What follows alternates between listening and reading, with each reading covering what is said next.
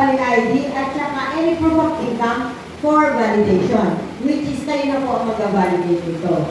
Sa ngayon po, siguro naman po, alam niyo na, dahil kahit paano, inuulit-ulit ko na rin po sabihin sa inyo, kung paano nyo kunin yung required income. Kapag po pag-ibig, monthly amortization based sa age. Monthly amortization based po doon sa age ng buyer or doon sa kanyang maturity loan divided by 35%. Po, sa pag-ibig nyo mga bangka naman po, divided by 30%, pero minimum po siya ng 40,000, whichever is higher po. Okay po. Then, ang conservation requirements po natin, pag locally employed, dalawang government issued ID, 1 month pay slip. Kapag po business, yung government issued ID, saka yung latest IPR niya. Then sa OFW, dalawang government issued ID po ng buyer, dalawang government issued ID po ng attorney o yung kanilang representative. And yung siyempre po yung latest job contract. Latest job contract. Bali kami po ang magpo-provide po sa inyo ng mga dokumento na kailangan ibigay niyo po sa inyong buyer. Para po ma-sign nila, fill out po yung reservation agreement po natin ngayon po. So, unang-una po, siguro po familiar kayo dito sa ating client inquiry form, which is po, minsan hindi rin po natin ito na fill outan. So, kailangan natin pong lagyan ng malaman natin kung paano po nalaman ni buyer yung project. Diba, narinig din naman po, tinatanong namin, paano po nalaman?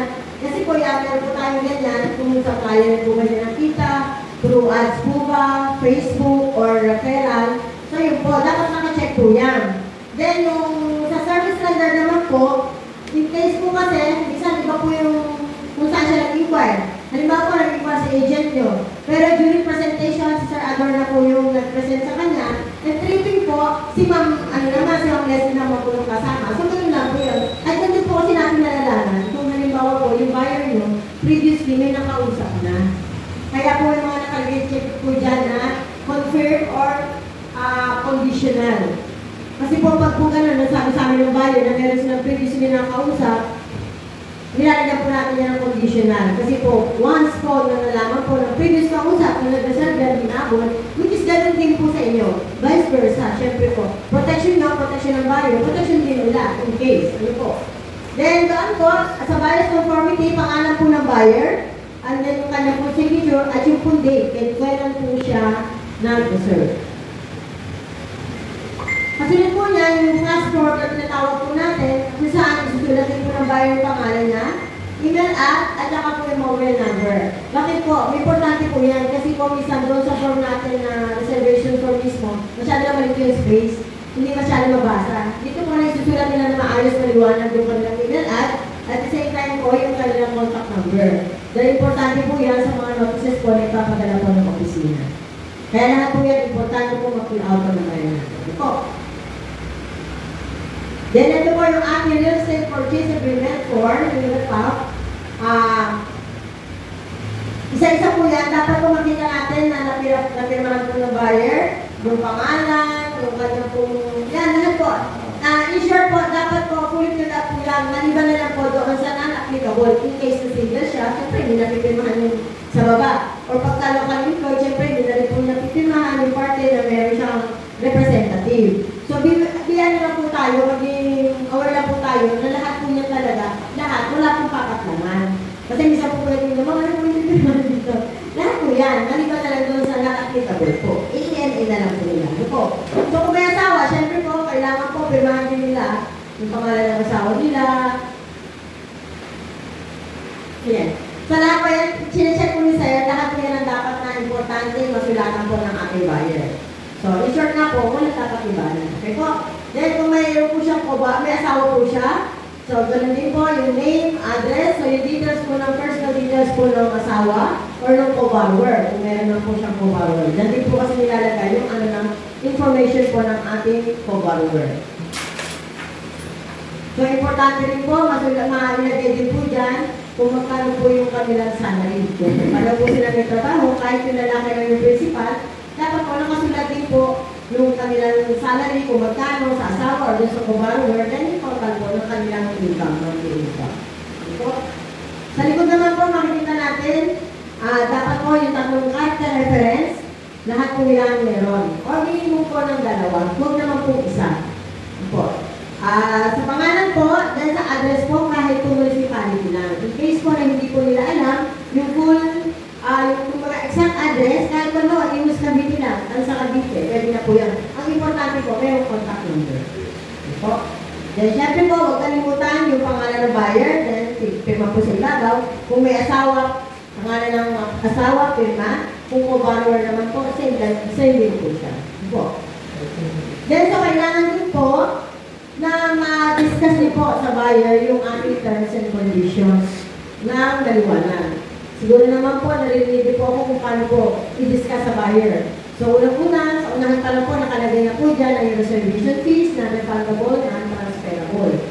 So, sa likod naman po, yan, kailangan po ma-ilan nyo sa kanila na yung first down payment, syempre po, dapat mabayaran on time. Unless, makakasad po yung account nila, madadrop po yan. Nakalagay rin po dyan na kung in case po na hindi po nila masubmit yung mga requirements, pag po yung binasa nyo, masasapuso niya mga ano yung lahat dyan. Ang requirements, pag hindi nila na-submit on time or kulang yung kanyang requirements sa sinabit, hindi rin po mapaprocess po ng financing institution yung kanilang nilulong.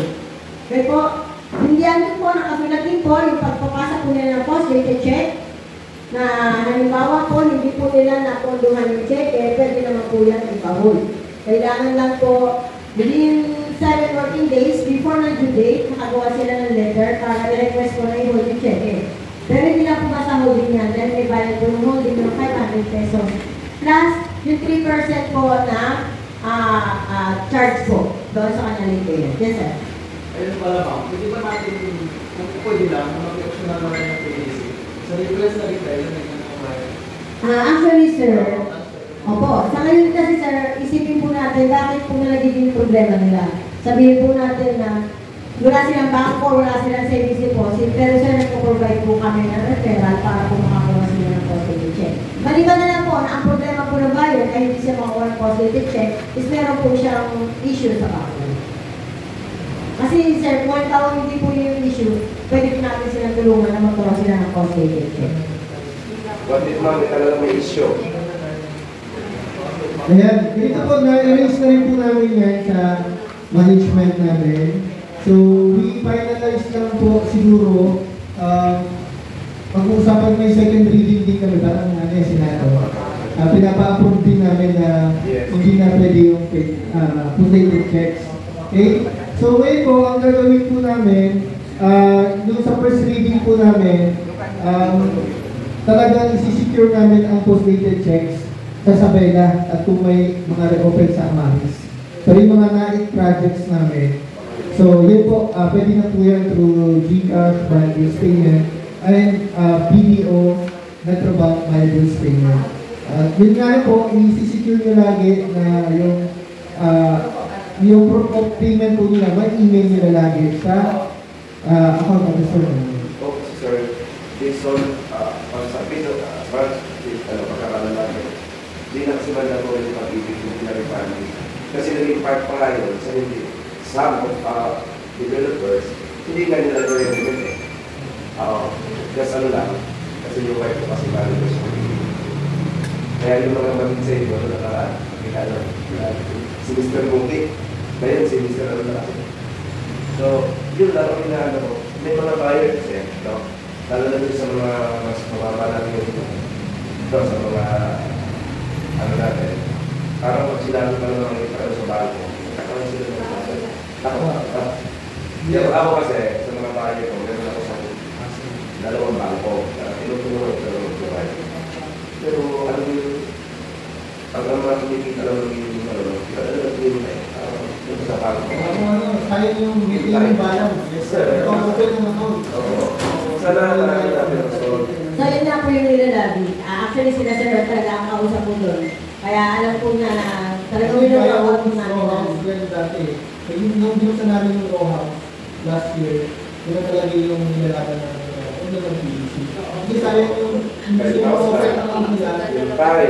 Sa malaki pa yung meeting balance doon sa kanilang monthly down payment. Ayun po, may second reading na finance. So, this po, bitigyan natin. So, we allow 3 months na cash naman. Then before, Kaya niya po, going back. So, dyan po, mababasa niyo rin po yung pag-accept po ng unit ng bahay, ng buyer. Na dapat po, within 45 days, kailangan na-accept nyo na po yung unit. Beyond that period po kasi, hindi na-accepted po ang unit. So, ipapaliwanag rin po na ang disadvantage po nun, once na lumipat sila, may mga concerns sila sa unit, hands-off na po ang developer. Kaya po yung encourage natin sila na dapat po, within that period po, puntahan nila yung unit para i-accept. Okay po? Yan din po yung real property tax, nakasalat din po na kailangan po sila ang magbayad ng real property tax, so yung mga minor po natin tawag. Kapag turnover po ng unit, nag-a-advance na po ang bayad ng 2 years. So after 2 years po na, on the 3rd year, diretso na po sila kung saan po munisipyo sila, kung sa NARI, kung sa IMOS, depende po sa project. Doon na sila diretso magbabayad. So nakalagay rin po dyan na kailangan i-secure nila lahat po ng receipt na pinabayaran kasi kailangan po yun. Once po na ita-transfer na po, ita-transfer na yung title sa pangalan po ng bayan, hihingan po kasi sa kanila yung pinaka-updated po na binayaran po ng pamilya. Okay po? Pagtagal yan, pag na binasa yan, nandito na yan, nasa puso nila yan. Kahit nakapikit kayo, masasabi nyo ng buhay yan sa bayan. Ano po? So yan, kailangan din po, minsan kasi nakakalitaan din nilagay po yung pangalan po ng agent. So pag nanda po yung pangalan ng agent / manager po yan, then pangalan po ng broker bago po ang developer. Broker bago po yung realty. Kasi mamaya, iba po tayo sulat na pangalan dahil sa kayo nagkakapon. Mas maganda po na sigurado po na naisulat niyo po yung pangalan. Ano po? Yan, yung data privacy consent, ito po kailangan mapapirmahan po natin ito sa buyer. Ang date kung kailan po sila nag-sign. Kasi ito po, ang katunayan na pumapayag po ang buyer natin na gamitin po ang lahat ng informasyon na sinulat na doon para po may process po ng kanilang loan sa financing institution. So, yung buyer's undertaking naman, which is dito po, nakasulat po dito kung ano po yung mga requirements na kailangan po i-send ng ating buyer o i-submit. So, una nga po, yung kumbaga yung initial requirements po kasi yun ang importante. Then ito naman po, bibigyan natin sila ng kopya. Depende kasi sa status ng buyer, kung single, married, o FW, o local. Saka po natin lalagyan kung ano po yung mga pertaining docs na dapat na po i-submit. Okay po. Ipirmahan din po niya yan. Then yung computation sheet, bali ang SOO po ang magbibigay po ng loan computation para at least maiwasan po natin yung pagkakamali. Kaya kami po yung magbibigay niya sa inyo. And then, kailangan po na mapapirmahan nyo rin po yan sa buyer para aware po sila doon sa terms at saka po yung schedule po ng payment nila. Yan po yung aming fact sheet, which is kung saan po nakasulat rin yung kanilang first appearance na kung saan dadalhin po nila yung mga nasa buyer's undertaking na list of requirements. Isa-isa po yan na kailangan ma-discuss niyo po sa buyer, yung mga important reminders, kailangan ma-discuss niyo po at kailangan po ma-confirm ng buyer, ma-acknowledge, pamagitan po ng pagpirma nila doon po sa kapat. Di ba, nakita niyo naman po pag pinapasay namin na yung date of ano nila, pero sa finance, kung paano po namin sinwalify, kung pamagitan po ng declared income or sa proper income na sila dito nila. So dapat po na lahat na diniscuss niyo dyan, nakasulat po dyan, na-discuss niyo po sa buyer para wala po silang masasabi o masisisi sa inyo. so meron po dyan, clause na statement na yan yung magiging protection natin. So nakalagay dyan, misrepresentation, non-disclosure, concealment, or fraud na hindi nila dineclare during reservation. So, na possible na mag-cause ng disapproval sa kanilang pag-loan. So, ayun po, possible mag-cancel yung kanilang account. Then, mag-complete yung kanilang binayad for down payment. Kasi, non-refundable po yan. Kasi hindi naman siya abot sa pasayalo. Kaya dapat po na yan talaga importante ma-disclose natin sa kanila or ma-discuss natin ng ayos. Kasi may mga buyer na sila minsan hindi sila nag-disclose during reservation. Then kapag na-decline, kayo ang sisisiyan dahil sabihin pinanggap nyo. Pero dapat maliwanag po sa kanila na lahat ng sinabi nila ay totoo para nakapirma po sila. Ngayon na pala, pero single na po. May sample. So, doon sa buyer's president signature, so kailangan natin papirmahin yung principal buyer in case po na nasa OFW po, so yung attorney in fact or yung spouse po, kailangan mapirmahan po nila yan. Pero minsan po, ang ginagawa po namin yan, sinisend po namin yung soft copy para po mapirmahan yung principal buyer ng OFW. Depende po sa inyo, kasi kung may attorney in fact, accepted naman po yung signature ng attorney.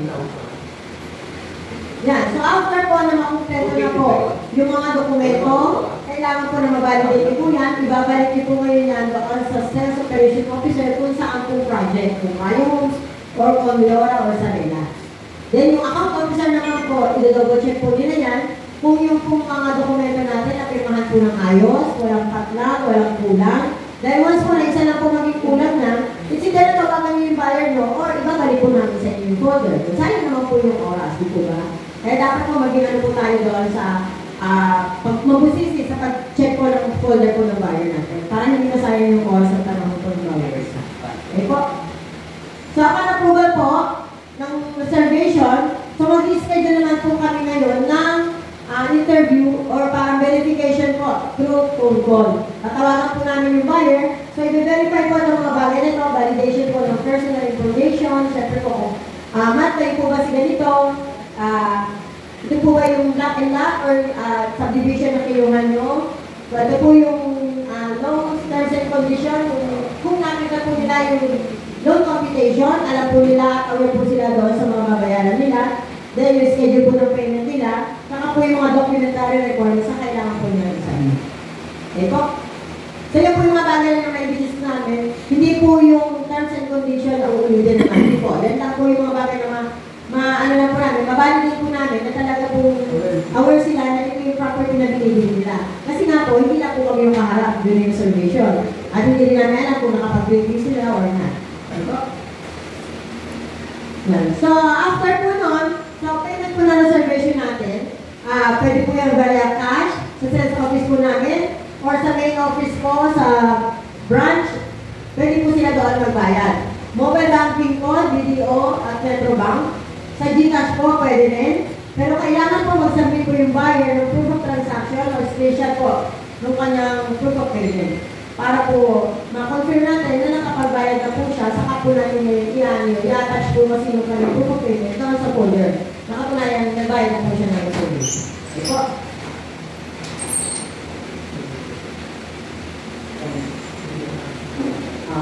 So ito po, actually, pinag-unahan lang po namin ni Sir Prince. Ano po kasi kami pala decision po kami. Sinabi na mauna po kasi kayo. So, sinabi mauna ang dream house, makaalam na mag-accept na po sila ng reservation. Pero Sir JR, hintayin lang po natin yung, ano po, by next week po, yung hintayin lang yung, yung notice or yung pinaka-memo na approve po siya. Talaga lang, mabilis lang kami ni Sir Prince. Mabilis Sir Prince, hinahan talaga namin sila. Wala pa man yung memo. Yes, kinascade na po namin sa inyo para po, ready na po kayo. Okay po? Naiyak na ito. Naiyak na sa natabahuhin niya. Yes, sir. Actually, may para na makadali kasi sabi ko pinaka-committed kami. Para hindi naman maging hassle sa magiging mag-aasas. First, nilagay namin yung list of IDs. IDs for OFW, then for in-house, just in case, para meron na kami stock and hard copy noon, kami na mag-present. Para pag ito yung reservation, wala na. Kami naman natin, baka naman ng mababong mo, kung doon na rin, which is nangyayari. Ang mangyayari doon, para na palo sa PC. So, para sa una pala, mas malinis isin mo ng mga situation. Pangalawa, dito pa kami ng full share, dito sa magiging buka ko na yan. Pag-spouse ba, consider siya sa buka ko na yan, o ano na sila? Ano sir, kung halimbawa po kasi na yung kung sufficient na po yung income ng principal borrower, kahit kung may asawa siya, spouses lang po yun. Okay. Pero sa declaration, once na hindi kita, ayun po. Automatic po, magpo-combine po yung income. saan siya magkita? Sa asmo ba o sa spouse? Dahil sila po kasi yung portion po na pipirma ng spouse at ng co-borrower. Check nyo lang po. Pero kung ano po yan, spouse po. Tapos check mo na lang din yung co-borrower para maliwanag. Okay, meron pa mga ako sa'yo. tungkol sa presentation ng co-borrower. Sino pa masusunod? Yung malapit sa ako o yung mas bata? Sa pag-ibig, sir, regardless po kung sino po ang... Declare. Apo. Halimbawa po kung sino po yung mas malaki ang salary. Halimbawa po, yung tatay ang malaki ang salary, ang anak ang gusto mong principal dahil para mas longer term, Yes. pwede po yun. At ang susundin po natin doon, kung sino po yung principal borrower. Hindi po kapal sa bangko. Yes. Hindi po kasi kapal sa bangko na dapat po siya yung mas malaki ang sweldo, siya yung principal. At nag-base tayo sa age kung sino po yung pinakamatanda. Kaya siya po borrower, nag-base tayo sa age ng po borrower. Tinatanong mo naman kasi, nilagay na naman ng presentation ng debate na. Tama, may iwasan namin yung public ngayon pa lang, bago namin sisi yung information, klaraan na. Para wala tayo Opo. So, yung test po naman may mga malalabo pa po or hindi pa klaro po sa inyo, meron naman tayong GC, pwede naman tayo dyan na mag-guess. Ilan talaga yung bagay ko? Ito bang ballpark siya? Kasi mga ganyan bagay eh, sa mga mataas. Kaya tayo.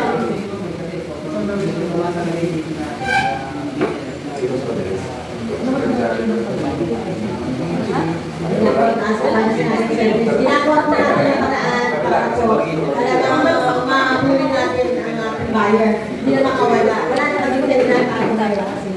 So kaya nga po kanina, nagtatanong sa inyo, Sir Prince, ano ba yung mga kailangan o ano ba yung meron sila na wala sa amin? Bakit kaya hindi ganun kapila yung benta namin o yung mga buyer namin? Yun po yung mga dahilan. Kasi nga po, kung ano po yung feedback nila sa amin, hindi po yung feedback nila sa management. So, which is ginagawa ko ng paraan para hindi maalwan sa inyo. Kaya makabenta kayo ng mas marami. Po, tanong pa po. Libre po magtanong. Ama. May ano lang ako kanina, balikan ko lang. Doon sa, regarding sa ano, hindi ako narinig nyo. Yung regarding po sa ano, sa buyer, yung pinapipirmahan nyo po, tinatanong nyo kung yun ay ba yung kausap ba na dating agent. Yung ano mga, halimbawa, ang buyer ngayon na interview nyo, tinatanong natin kung saan niya nakuha, yung saan niya nalaman yung project. O yung source. Kasi ano nyo doon, paano kayo kausap sa dating agent. So, kausap sa dating agent at pa-research na rin sa dating agent. Ano po yung ano nyo doon, action? Ganito po, ma'am. In case po, nalimawa po, nag-reserve. Tapos nalaman ng previous sa kausap na na-reserve po yung nag-reserve yung buyer niya, tinapon niya. So, magiging stand po ng company, ganito po. Hinihingan po namin yan ng incident report. Attach po yung si Ma'am Gina, nakaranas na yan dito. Yes, ma'am. Nakaranas na. Na-touch po lahat ng conversation from the start. So, doon po sa video po, makikita po doon kung sino po talaga ang original at naunang kausap ng buyer, kung sino po ang nagbigay ng information. So, doon po nila ibabalidate yan. Kasi po, ako ang nangyari, nauna itong kausap, pero hindi naman siya nagbigay ng detalye, ang nakapag-fit po sa kanya, itong pangalawang kausap. So, ganun po yun. Or instead naman po, nauna nang kausap itong isa, lahat ng detalye niya, ibigay na po sa kanya, pagdating naman po doon sa mag-reserve na ito na po ang kasama. Pero wala siyang maipakita na naging proof na siya po talaga yung nagpaano doon sa buyer, nag-encourage para mag-reserve doon sa akin. Pero meron po ba tayong duration, halimbawa, 1 month? Dapat po within 30 days. Kasi pag halimbawa po hindi nakakuli within 30 days, ibig sabihin wala na po nagkabul ng account. Hindi, ibig ko sabihin na halimbawa, kami, mag-reserve, ilang ano, halimbawa ano yung ano niya ma'am, hindi naman, kailangan, hindi pwede siya mapunta sa ibang buyer. Ganito po, may naging case kami na ganyan, 3 years na po na yun na buyer yung kausap niya. Ang tagal na. Tapos yung nag-reserve po, nag-ibig na yung kausap niya. Pero during reserve action, yata yun. Si Myla. Nung mag-reserve na, nung ako na yun, buti lang ipag-coordinate sa akin. So, aware po ako na mag-reserve yung buyer. Kasi si Sir Taylor, aware siya. During reservation, iba na po yung kasama. So, sinabit po niya lahat kung kailan sila nagkausap. Dahil yung pong kasama, ngayon, wala po siyang mapakita ng pruweba na talagang siya yung nagbigay ng detalye. So, matagal na pala, pwede pa rin makita. Yes. Basta po, constant po yung communication, ha? Baka po kasi matagalin ng buyer, tapos napuno yung communication mo, nakausap na naman po ikaw isa, tapos wala na kayong update sa kanya. Siyempre po, kung wala ko yan, ganun po yung face-to-face. O paano pagka-choice naman, diba? Importante ito yung picture. Dami na namin ng Ganito po, kung halimbawa po buyer na magpapalit po siya. O yun nga.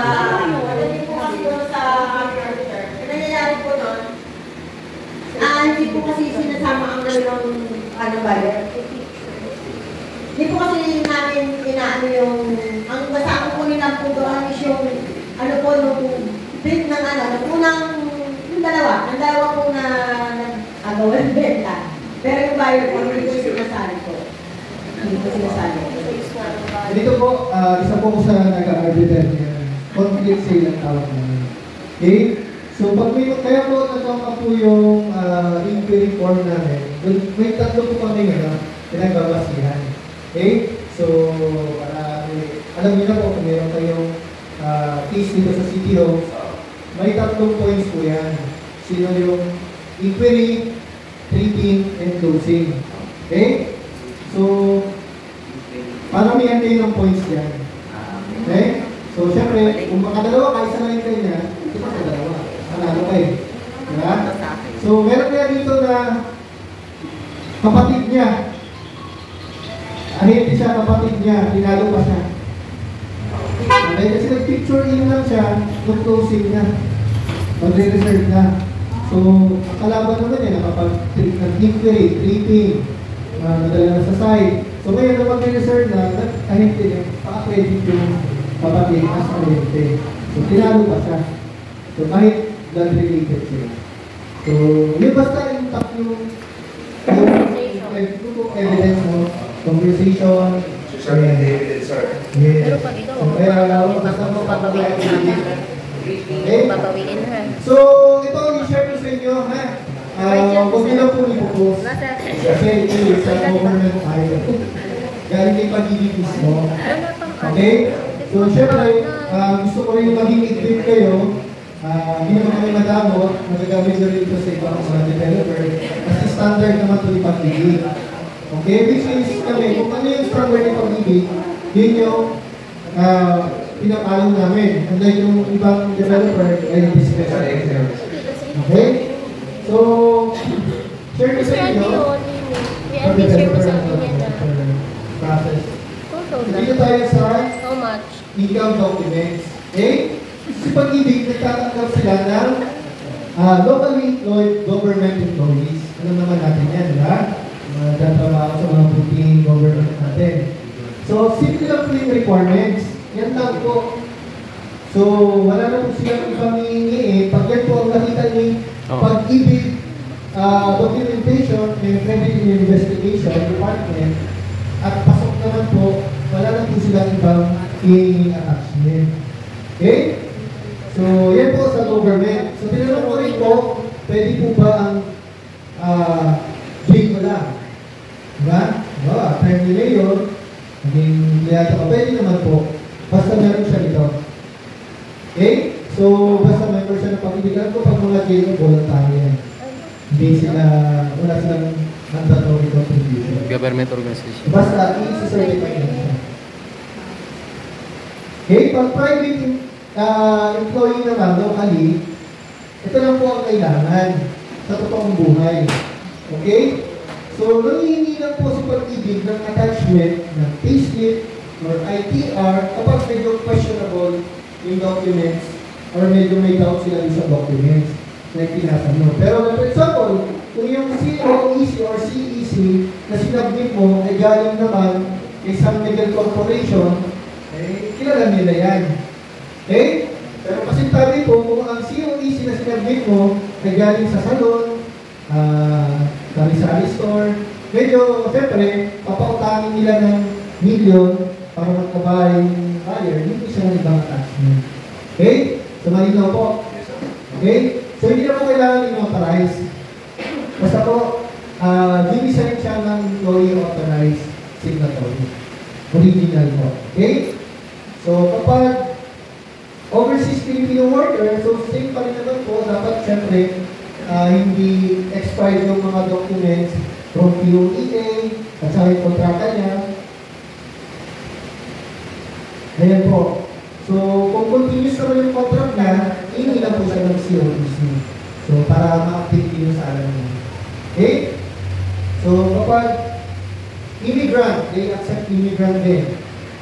So, basta meron siyang kontrata na ganito. Okay?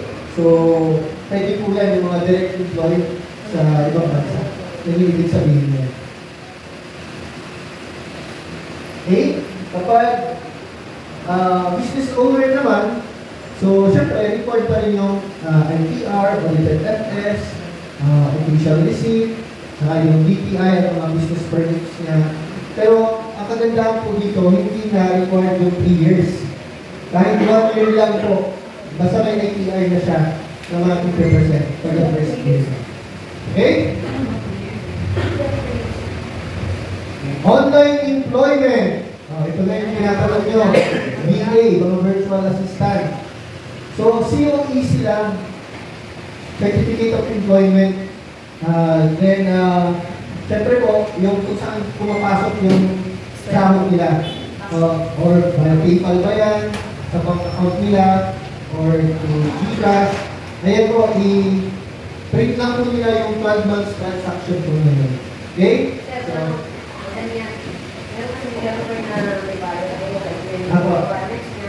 pinagtatax pa nila yung bayad. Ako, pinagpinigyan nila ng ITR. So, Ito kami yung BIR, nagtatax nila po yung pamilya. ako. Yan, hindi na. Hindi naman po kasi ang employer po niya dito ay taga ibang bansa. Pero pag meron pong virtual assistant pero local, magiging required po siya ng ITR. Pag yung company registered po yung dito. Okay? So, pero pag international po may kanilang employer, hindi na po siya po. So, pwede po yan yung pag-ibig. Ang gusto po ninyo, bumili po. Okay? So, yung mga nagpapaupa din po, property lessor, ito po yung kanilang ipoprove na income, yung lease contract, ng mga pinumpahan niya. Okay? And then ito po, proof of ownership. Kaya ito nagpapaupa dito. Ayun. Ayun. Room 101. Pagkalaman namin may asawa na alis na Okay? Transport vehicle operator. Okay. So, ganito po. Lilinawin ko po, Grab driver, meron po dalawang uri po yan. So, yung magkaiba po yung Grab operator and driver. At magkaiba po yung Grab driver lang po na nag-boundary or nag-sharing sila sa daily transaction na. So, pag Grab operator po, consider po siya as a Franchise. business owner. Franchise. Kasi meron po yung business documents, may ITR po yung DEI, business permit. So, yun po yung sasabihin niya. Pero kapag naman po siya ay driver, ito po yung kanyang mga sasabihin. Okay? And then, medyo matudungan lang po. May pinagawa ko sa mga ibigyan, pass daw siya dyan. Dapat yan sa GC para Okay. Then, i-verify ko po sa pag-ibig kung pwede po sila maging unit owner sa mga project based on our packages right now. So ngayon po, ang sabi ng pag-ibig, hindi po siya pwedeng maging principal buyer. Okay? Kasi pang-engagement lang yung project niya. So, naiintindihan niyo po ba yung engagement kung baruwe. na bracket? So, maximum lang na pwede nilang i-approve sa mga Grab driver, Lalamove, Foodpanda is maximum 200,000. Okay? So, para po silang level ng kasambahay. Apo. So, yun po yung kanilang magiging natin. By engagement po, ayan. Hihingi po sila ng certificate of engagement sa operator niya at kay Barangay Tupitan. Okay? So, yan po, kailangan po yan. Magiging co-borrower lang po siya. Hindi siya pwede maging principal. Kasi nasa 900 plus yung ating house. Okay, so ito yung mga para sa mga tindahan, sa store, kasambahay, kailangan nila masecure yung certificate of engagement. So, Ayan po, yun yung mga walang employer talaga talaga. Wala na, hindi na na-cover. Mahirap nga lang po. Maraming question sa kanila. Nag-isapro ba ako dyan? Yung kakita na nag-pumirma. Pasalo yan mo sa Hindi pumirma yung kakita namin. Bago pwede. Ayun lang po, yung sana po nasagot yung mga tanong nyo about documentation. Ibig And then, sa back naman po, for your information po, we accept 30 years to pay na sa back. Okay? So, like for example, hindi po possible sa pag-ibig si buyer, pwede natin i-offer yung back nila kasi 30 years to pay. Sa BPI, RCBC, and Viva. Yan. Baka may mga question pa po kayo.